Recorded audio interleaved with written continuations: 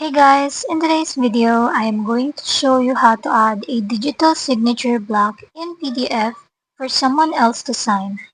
Let's get started. Here, I am going to use Adobe Acrobat Pro DC.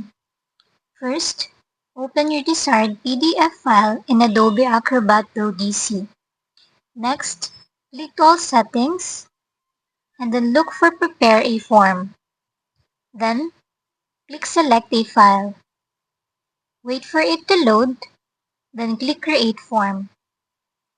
Once the form is open, on the left side of the screen, look for the digital signature section, then click on it. Now, you can place a signature block wherever you want.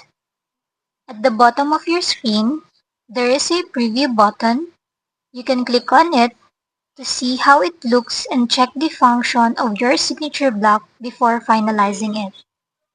Once that's done, click Exit Preview, and that's it.